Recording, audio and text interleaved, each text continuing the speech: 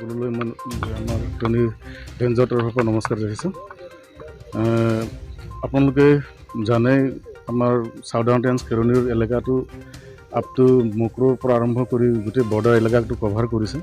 ইয়াৰ পৰা প্ৰায় 70 to 80 kilometre হৈ যায়।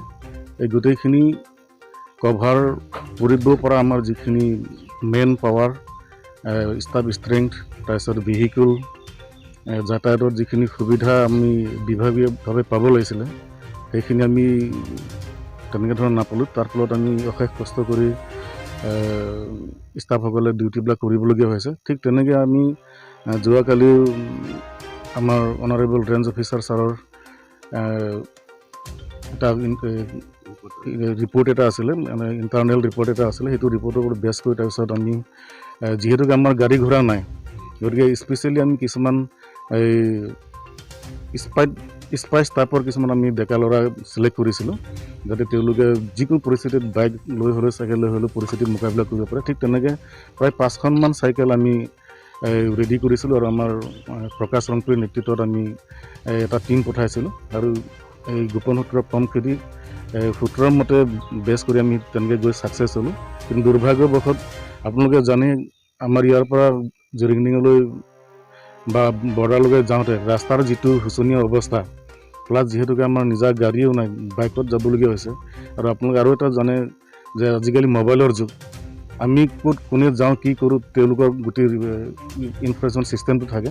তথাপি আমি বহুত সাৱধানতা অৱলম্বন কৰি যোৱাৰ পিছতো আমাৰ গাড়ীৰ লাইটটো দূৰৰ পৰা দেখা পায় তেওঁলোকে ঘন জংঘল আৰু পাহাৰীয়া জেগাৰ সুবিধা লৈ পেলাই তেওঁলোকে আমাৰ পৰা পলাই সাৰিবলৈ চেষ্টা কৰে। আমি বহুত চেষ্টা কৰিছিলোঁ, নিয়াৰেষ্ট গোটেই জেগাটো ৰেড কৰিছোঁ, কিন্তু তেওঁলোকক আমি সুমূত্ৰ ওলাব নোৱাৰিলোঁ। আমি কোন ঠাইৰ পৰা আৰু ক'ৰ পৰা?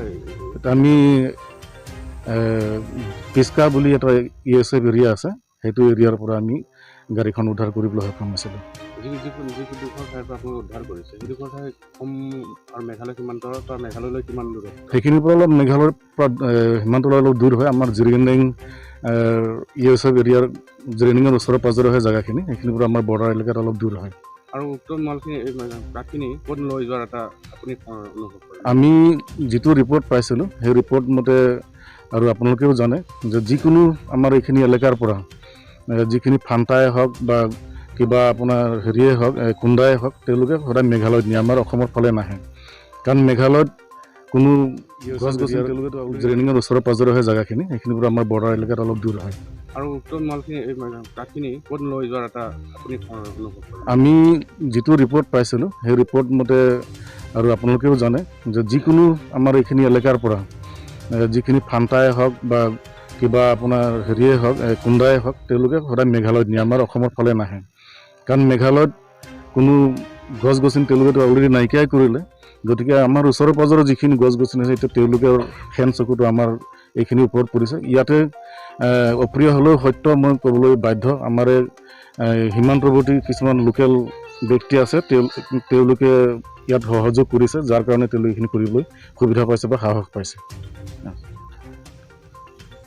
আৰু মূল্য কিমান মান হ'ব বজাৰ মূল্য? এইখিনি যিখিনি ধৰিছোঁ আমি চিচু কাঠ পাইছোঁ ফান্তাখিনি, গতিকে সেইখিনিৰ বজাৰৰ মূল্য 15,000 to 20,000 ভিতৰত হ'ব।